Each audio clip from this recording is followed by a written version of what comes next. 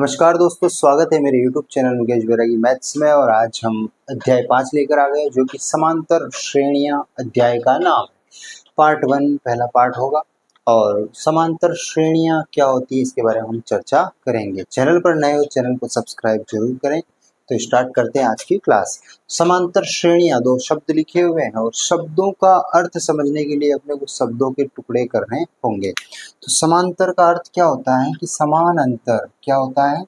समान अंतर। इन दो शब्दों से मिलके क्या बना है? समांतर।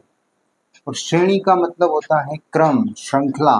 क्या मतलब होता है? क्रम, श्रृंखला।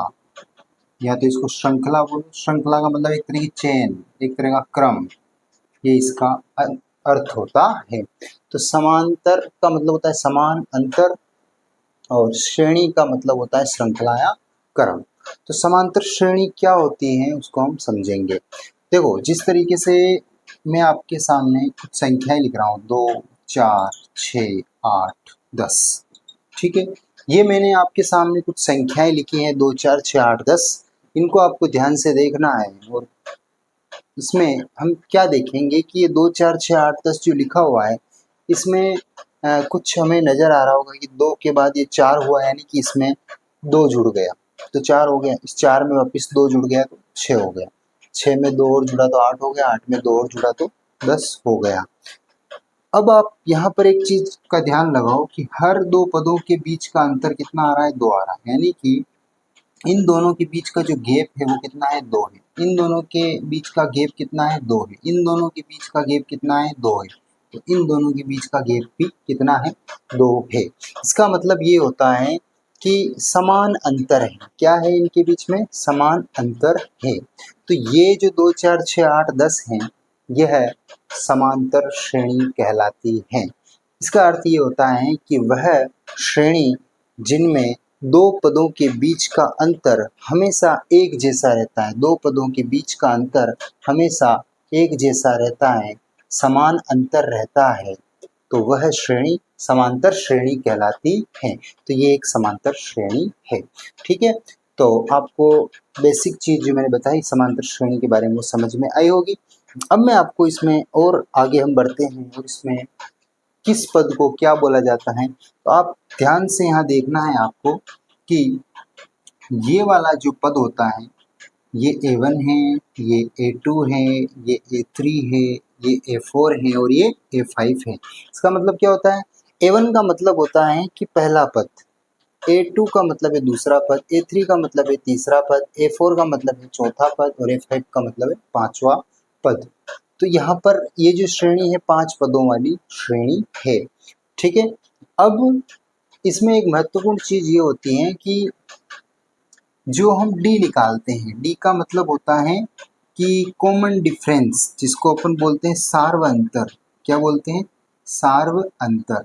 किसी भी समांतर श्रेणी का सार्व अंतर कैसे निकलता है? और सार्व अंतर को प्रदर्शित करते हैं डी से। किससे प्रदर्शित करते हैं? डी से। तो सार्व अंतर का मतलब है कि सभी प्रत्येक दो पदों के बीच का अंतर समान है। सार्व का मतलब सब जगह एक जैसा अंतर है, इसलिए सार्व अंतर है। तो सार्व अंतर कैसे निकलता है? बाद वाले पद में से पहले वाला पद को घटाया जाता है तो क्या निकलता है? सार्व अंतर निकलता है। यानी कि हम यहाँ पर इसमें से इसको घटा दें। किसमें से किसको घटाना है? A2 में से अगर A1 को घटाएंगे तो A2 क्या है अपना? 4। इसमें से A1 मतलब ये पहले वाले को घटा देंगे तो क्या आएगा? 2। तो इस तरीके से ये 2 आया है। तो ऐसे अपन बाकी भी चीज़ों पर, बाकी भी जो पद हैं उन पर देख सकते हैं। यानी कि बाद वाले पद में से पहले वाले पद को घटाया जाता है तो सार्व अंतर आता है, जिसे हम डी कहते हैं, ठीक है। तो समांतर श्रेणी के बारे में मैंने आपको बेसिक चीज़ें बताई हैं। इस उदाहरण से आपको स्पष्ट हो गया होगा कि समांतर श्रेणी क्या होती है। अब हम आगे बढ़ते हैं और प्रश्नावली 5.1 को समझेंगे और उसमें क्या क्या बताया गया है उसको हम समझने वाले हैं। तो समांतर श्रेणी के अंदर यहाँ पर प्रश्नावली 5.1 प्रश्नावली 5.1 को डिस्कस करेंगे, एक के बारे में चर्चा करेंगे। प्रश्नावली 5.1 में क्या दिया गया है? तो प्रश्नावली 5.1 प्रश्नावली 5.1। तो प्रश्नावली 5.1 में पहला जो सवाल लिखा हुआ है, पहले का पहला सवाल जिसमें लिखा हुआ है प्रत्येक किलोमीटर के बाद टैक्सी का किराया। मूल प्रश्न क्या लिखा हुआ है कि निम्नलिखित स्थितियों में से किन स्थितियों में संबंध संख्याओं की सूची एपी है और क्यों। देखो, एपी का मतलब ही होता है समांतर श्रेणी। क्या होता है? ए का मतलब होता है अरिथमेटिकल और पी का मतलब होता है प्रोग्रेशन। और अरिथमेटिकल का मतलब होता है समांतर और प्रोग्रेशन का मतलब होता है श्रेणी। ठीक है, तो ये अंग्रेजी शब्द हैं और इसका हिंदी अर्थ होता है समांतर श्रेणियां। तो प्रश्नावली 5.1 में जो पहला सवाल है, पहले का पहला, जिसमें लिखा हुआ है कि 4 स्थितियां दे रखी है और चारों स्थितियों में हमें ये देख के बताना है कि क्या हर एक स्थिति में समांतर श्रेणी है या नहीं। तो क्या लिखा हुआ है कि प्रत्येक किलोमीटर के बाद में, जैसे कि प्रत्येक किलोमीटर यहाँ से हमारी गाड़ी स्टार्ट होगी और इस तरीके से एक यात्रा जो हमारी यहाँ दे रखी है कि प्रत्येक किलोमीटर के बाद टैक्सी का किराया, जबकि प्रथम किलोमीटर के लिए किराया 15 रुपये है। ठीक है, मान लो ये 1 किलोमीटर हो गया, ये दूसरा किलोमीटर, ये तीसरा किलोमीटर और ये चौथा किलोमीटर है। तो पहले वाले किलोमीटर में जो कि पहला किलोमीटर है, ये दूसरा किलोमीटर है, ये 3 किलोमीटर है और माना कि ये 4 किलोमीटर है। तो जब हमने यात्रा यहाँ से चालू की थी 0 से और 1 किलोमीटर की यात्रा की, तो प्रत्येक किलोमीटर के बाद टैक्सी का किराया, प्रत्येक किलोमीटर के बाद में टैक्सी का किराया, जबकि प्रथम किलोमीटर के लिए किराया 15 रुपये है। कितना है? 15 रुपये है। यहाँ से यहाँ तक का जो किराया है वो कितना है? 15। 1 किलोमीटर अगर गाड़ी चली है उसका किराया कितना है? 15 किलोमीटर है। और दूसरा, जैसे ही 1 किलोमीटर खत्म हुआ और दूसरे किलोमीटर की ओर गाड़ी बढ़ने लगी, तो जैसे ही 2 किलोमीटर पूरे हुए तो उसने क्या किया, 15 रुपये तो पहले के ले ही रहा है, उसमें 8 रुपये और जोड़ दिए। कितने जोड़ दिए? उसमें लिखा है कि और प्रत्येक अतिरिक्त किलोमीटर के लिए किराया 8 रुपये है, यानी कि 8 रुपये इसमें और जुड़ गए हैं। तो कितने रुपए लेगा वो? 15 और 8 23। कितने हो गए? 23 हो गए। ठीक है, अब अगला वापस 2 किलोमीटर पूरे हो गए, तीसरा किलोमीटर जैसे ही यात्रा करेगा तो उसमें 23 रुपये तो पहले से ले ही रहा है और 8 रुपये और ले लेगा। कितने हो जाएंगे? 23 और 8 31। कितने हो गए? 31। फिर 3 किलोमीटर तक के 31 रुपये तो पहले से ले ही रहा है और चौथा किलोमीटर जैसे ही यात्रा करेगा चौथे किलोमीटर में तो 8 रुपये और इसमें जोड़ देगा। तो कितना हो जाएगा? 31 और 8 39। तो इस स्थिति में अपने को 1 2 3 4 पद दिखे।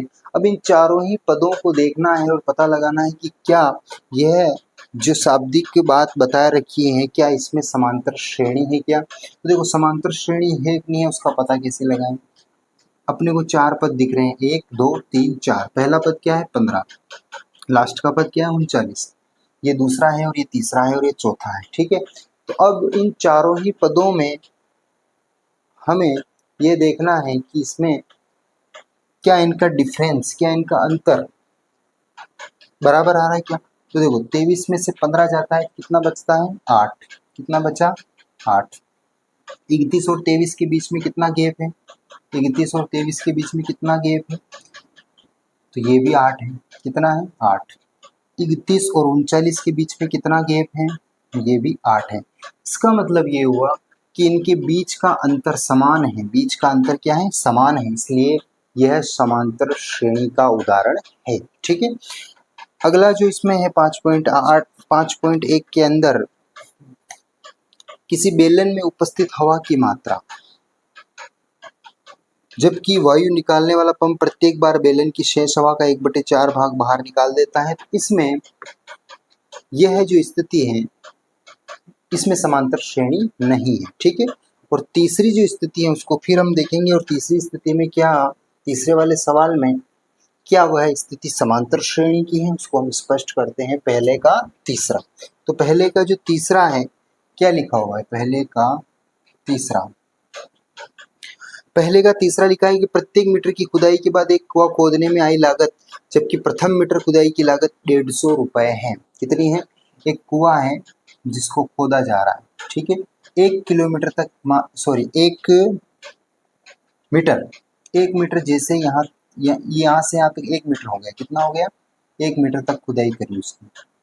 ये कुआं है, इसकी 1 मीटर तक खुदाई हो चुकी है। तो जैसे 1 मीटर तक की खुदाई हो गई तो उसके कितने लेगा वो? 150 रुपए लेता है। कितने लेगा? 150 रुपए लेगा। ठीक है, तो लिखा हुआ है कि प्रत्येक मीटर की खुदाई के बाद एक कुआं खोदने में आई लागत, जबकि प्रथम मीटर खुदाई की लागत 150 है और बाद में प्रत्येक मीटर खुदाई की लागत 50 बढ़ती जाती है। कितनी बढ़ती जाती है? 50 रुपए बढ़ती जाती है।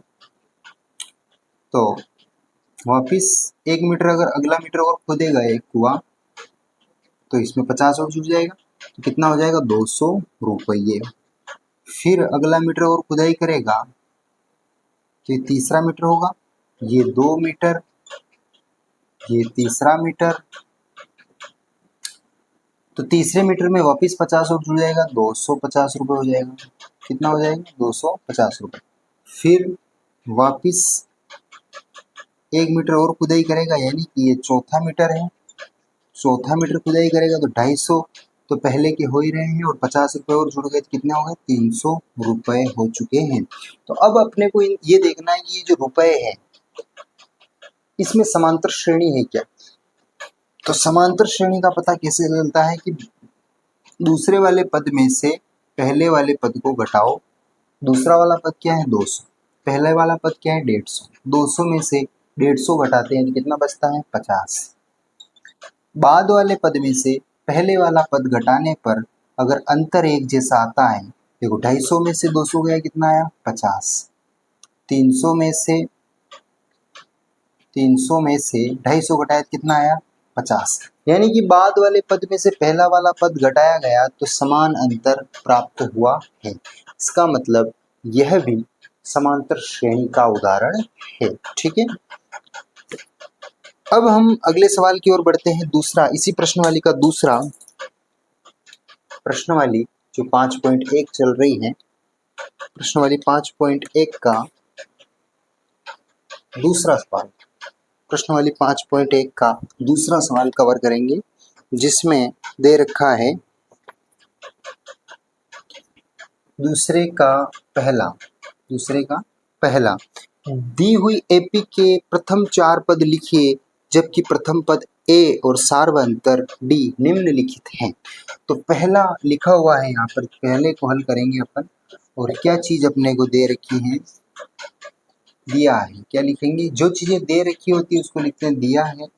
और ए बराबर 10 और डी बराबर 10। ए बराबर भी 10 और डी बराबर भी 10। ए का मतलब होता है प्रथम पद और डी का मतलब होता है सार्व अंतर। इन दोनों के माध्यम से हम एक समांतर श्रेणी बना सकते हैं। समांतर श्रेणी बनाने के लिए 2 चीजों की जरूरत होती है, एक तो पहले पद की और एक सार्व अंतर की। ये दोनों चीजें हमें पता है तो हम उसकी समांतर श्रेणी बना सकते हैं। तो कैसे समांतर श्रेणी बनेगी? और प्रश्न में लिखा है कि एपी का मतलब होता है कि अरिथमेटिकल प्रोग्रेशन, एक अंग्रेजी शब्द है। ए मतलब अरिथमेटिकल, पी मतलब प्रोग्रेशन। अरिथमेटिकल का मतलब होता है समांतर, पी का मतलब होता है प्रोग्रेशन और प्रोग्रेशन का मतलब होता है श्रेणी। तो एपी के प्रथम 4 पद लिखना है। कितने पद लिखना है? 4 पद। तो 4 पद में देखो, पहला पद, दूसरा पद, तीसरा पद और चौथा पद। तो पहला पद तो याद दिख ही रहा है 10। कितना है? 10। और अगला पद कैसे आएगा? यहाँ पर अगला पद कैसे निकालें? अगला पद निकालने के लिए अपने को इसमें इसको जोड़ देना है, डी जो होता है उसको इसमें जोड़ देना है। तो 10 और 10 कितना हो गया? 20। अब वापिस अगला पद कैसे आएगा? ये जो 20 आया इसमें वापिस ये डी जोड़ दो, डी मतलब 10। तो 20 और 10 30। वापिस अगला पद कैसे आएगा? इस 30 में इस डी को जोड़ दो, यानी कि 10 कितना आया? 40। इस तरीके से हमें 4 पद प्राप्त हो गए हैं। कितने पद प्राप्त हो गए? 4 पद प्राप्त हो चुके हैं जो कि समांतर श्रेणी में है। तो इस तरीके से हम समांतर श्रेणी बना सकते हैं यदि प्रथम पद और सार्व अंतर दिया हो तो। ठीक है, अगला उदाहरण यहाँ पर लिखा हुआ है। अगला उदाहरण दे रखा है कि a बराबर -2 और d बराबर 0। क्या दे रखा है? सेकेंड, a बराबर -2 और d बराबर 0। हल स्टार्ट हो चुका है।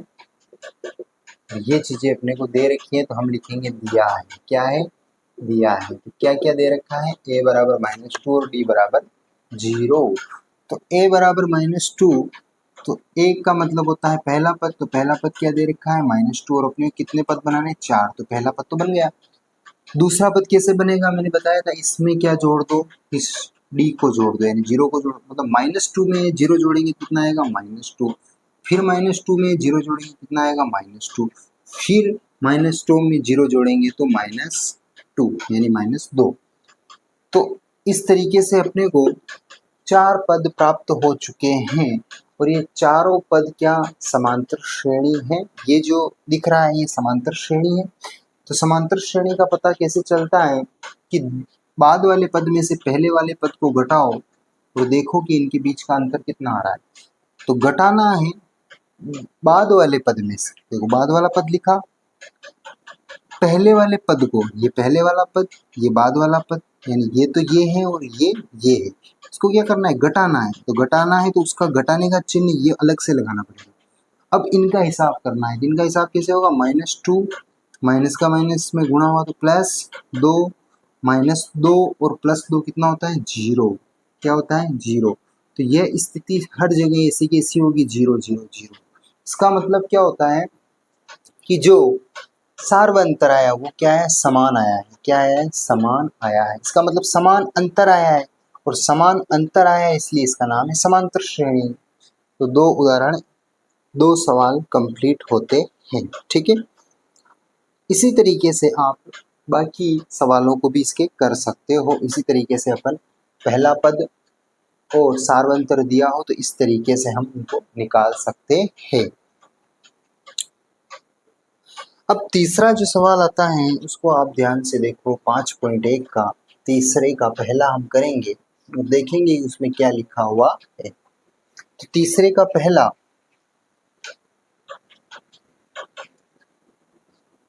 तीसरे जो मुख्य सवाल है 3, उसमें लिखा हुआ है निम्नलिखित में से प्रत्येक एपी के लिए प्रथम पद तथा सार्वंतर लिखिए। क्या लिखना है? निम्नलिखित में से प्रत्येक एपी के लिए, प्रत्येक समांतर श्रेणी के लिए प्रथम पद व सार्व अंतर लिखना है। यानी कि अपने को पहले सवाल में दे रखा है पहला, इसको हम हल कर रहे हैं। क्या कर रहे हैं? इस तरीके से अगर परीक्षा में आता है, एक समांतर श्रेणी दी हुई हो, क्या दे रखी हो? 3, 1, -1 और -3। ठीक है। इस तरह से अपने को एक श्रेणी दे रखी है और कहा गया है कि यह एक समांतर श्रेणी है और उसके लिए प्रथम पद यानी पहला पद और सार्वंतर लिखना है। ठीक है। ये तो फिक्स है कि ये समांतर श्रेणी है क्योंकि उसने बोल दिया है कि ये समांतर श्रेणी है। तो अपने को पहला पद और सार्वंतर निकालना है। तो देखो पहला पद किसे कहते हैं? जो प्रथम होता है, जो पहले होता है, वो ही पहला पद है। तो यहाँ पर, यहाँ पहला पद जिसको अपन A1 कहेंगे और क्या है वो? 3। ठीक है। पहला पद A1 है जो कि 3 है। तथा सार्वंतर लिखिए। सार्वंतर का मतलब क्या होता है? सार्वंतर, सार्वंतर। और सार्वंतर कैसे निकलता है? जिसे अपन डी कहते हैं। क्या कहते हैं? डी। तो डी का मान कैसे निकलता है? बाद वाले पद में से पहले वाले पद को घटा दो, चाहे इसमें से इसको घटाओ, इसमें से इसको घटाओ या इसमें से इसको घटाओ। बाद वाले में से पहला घटाओगे तो हमेशा सार्वंतर ही आएगा, यदि वह समांतर श्रेणी है तो। ठीक है। तो देखो इसमें से इसको घटाओ, यानी कि 1 में से घटा लो 3, तो कितना आएगा? -2 आता है। कैसे आता है -2? जब दो संख्याएं दिखे और चिन्ह उल्टे हो, ये माइनस का और ये प्लस का, जब दो संख्याएं दिखे और चिन्ह उल्टे हो तो घटाव होता है। 3 में से 1 गया तो 2 आता है, और चिन्ह वही लगाएंगे जो दिखने में बड़ी संख्या है उसका। तो क्या आया? -2 आया है। ठीक है। इस तरीके से अपन सार्वंतर निकाल सकते हैं। बस इतना सा काम इसमें करना था। आप और देख सकते हो, देखो इन दोनों के बीच का अंतर तो ये आया, पर आपके मन में आ रहा होगा क्या इनके बीच का भी अंतर यही है क्या? चेक कर सकते हैं। बाद वाला पद क्या है? देखो -1 ये वाला, और ये क्या है, 1। इनके बीच का अंतर मतलब घटाना है, तो देखो इनको हल करो। जब दो संख्याएं दिखे और चिन्ह एक जैसे हो तो जोड़ होगा, यानी 1 ने कितना होता है 2, और चिन्ह वही लगाओ जो दिखने में बड़ा है, दोनों ही बराबर है, एक जैसा चिन्ह है तो माइनस ही आएगा। तो यहाँ पर भी -2 आया, यहाँ पर भी -2 आया, इसका मतलब हर जगह अंतर एक जैसा आएगा। तो ऐसे सवालों में जब पूछा जाता है या कहा जाता है कि आपको एक समांतर श्रेणी दे रखी है और उसका पहला पद निकालना है, तो आपको सबसे पहले जो दिख रहा है उसको लिख दो, ये पहला पद है। और सार्वंतर निकालने के लिए बाद में से पहले वाले पद को घटा लो, सार्वंतर आ जाता है। ठीक है, तो इस टाइप के सवालों को ऐसे ही करना है। निम्नलिखित में से कौन कौन एपी में है, और यदि कोई एपी में है तो इसका सार्वंतर ज्ञात कीजिए और उनके 3 और पद लिखिए। चौथा सवाल आ रहा है। चौथा सवाल क्या है, चौथे का पहला सवाल हम देखते हैं और उसमें क्या कहा गया है। चौथे का पहले सवाल में क्या बताया गया है कि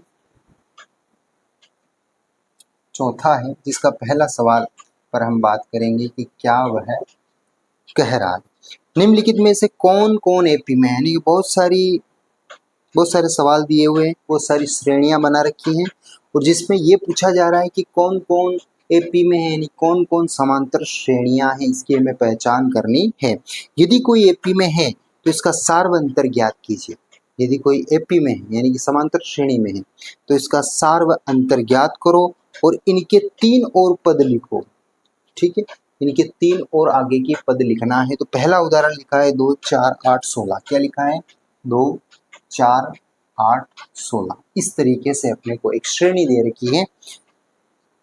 तो हमें ये देखना है कि क्या ये है समांतर श्रेणी है। तो समांतर श्रेणी कब कंफर्म होती है, कब निश्चित होती है कि हाँ ये समांतर श्रेणी है, अगर उनके बीच का अंतर एक जैसा आ जाए, समान आ जाए, यानी कि उनका सार्व अंतर बराबर आ जाएगा तो हम कह देंगे वो समांतर श्रेणी है। तो उसका कैसे पता लगाएंगे, 4 में से 2 घटाओ कितना आता है 2, 8 में से 4 घटाओ कितना आया 4। देखो इनके बीच का अंतर देखते जाओ, 4 में से 2 घटाएंगे कितना आया 2, इन दोनों घटाएंगे, 8 में से 4 गया कितना आया 4, 16 में से 8 गया कितना आया 8। तो क्या एक जैसा अंतर आ रहा है, क्या नहीं आ रहा है। इसका मतलब ये श्रेणी समांतर श्रेणी नहीं है। अगर समांतर श्रेणी नहीं है तो फिर सार्वंतर निकालने की भी जरूरत नहीं है।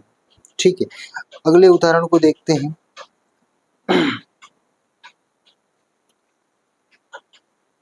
अगले सवाल को देखते हैं चौथे के कि क्या इसमें और कौन कौन है जो समांतर श्रेणी के अंदर आते हैं। ठीक है, एक सवाल है चौथे का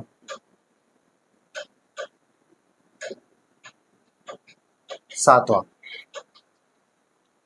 क्या लिखा है, 0 हल स्टार्ट हो चुका है ना, 0 -4 -8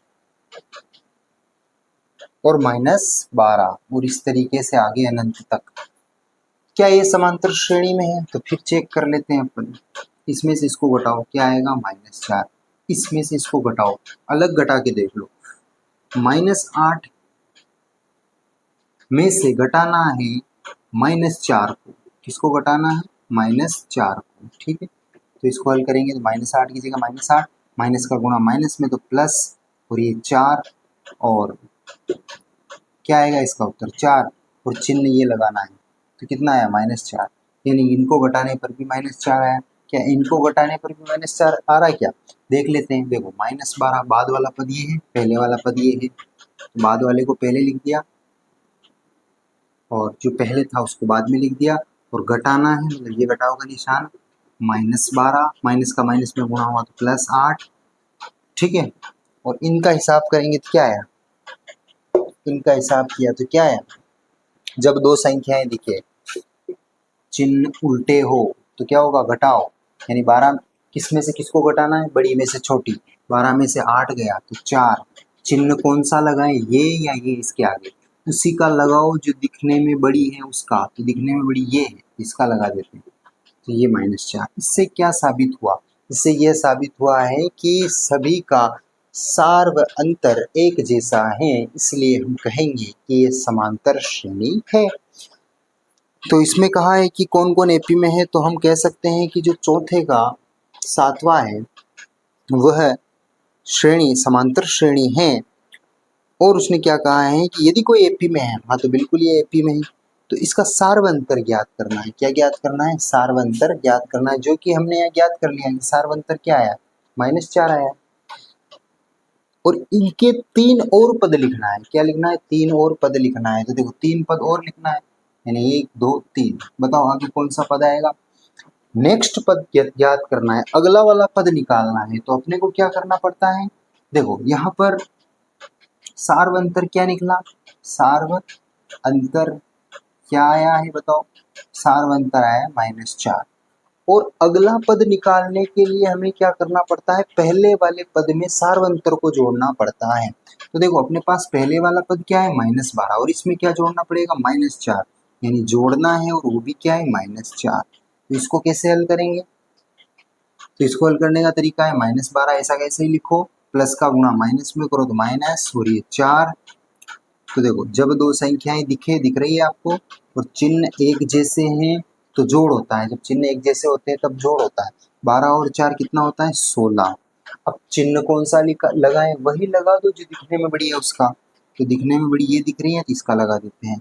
तो पद कौन सा मिल गया अगला वाला अपने को? -16। इसी तरीके से अब अगला पद क्या आएगा? फिर इसमें जोड़ दो, और क्या जोड़ दो? -4। तो कितना हो जाएगा? -20। इसी तरीके से जोड़ेंगे ना तो -20 आएगा। क्या आएगा? -20। आप करके देख लो। -16 में जोड़ना है ये -4, इसी तरह की कंडीशन बनेगी यहाँ पर भी। और इनका हिसाब करेंगे तो 16 4 20 होगा, और वो भी -20। और फिर क्या आ जाएगा? -24। ठीक है। तो इस तरीके से हमने ये 3 पद और बना दिए हैं। तो इस तरीके से हमें 3 पद बनाना है। और ये चौथा सवाल इसी टाइप का था, जिसमें यह कहा गया था कि कौन कौन एपी में है, कौन कौन समांतर श्रेणी में है, उसका पता लगाओ। समांतर श्रेणी में है तो इसमें सार्वंतर ज्ञात करो। तो इस तरीके से अपन सार्वंतर ज्ञात कर सकते हैं। और अगर एपी में है समांतर श्रेणी में, तो अगले 3 पद निकालो। तो अगले 3 पद निकालने का तरीका ये है, क्या है कि जो पद होता है लास्ट का उसमें सार्वंतर को जोड़ दो, फिर जो आता है उसमें सार्वंतर को जोड़ दो, फिर जो आता है उसमें सार्वंतर को जोड़ दो। इस तरीके से हम समांतर श्रेणी को बढ़ा सकते हैं। तो ये प्रश्न वाली 5.1 थी, वो हमने कुछ सवालों के माध्यम से देखकर खत्म कर ली है। और आपको बाकी जितने भी सवाल बचे हुए उनका मैंने जिस तरीके से समझाया है उनका अभ्यास करना है। और चैनल पर नए हो तो सब्सक्राइब करके जाएं। मिलते हैं फिर किसी नेक्स्ट वीडियो में, तब तक के लिए आपका बहुत बहुत धन्यवाद।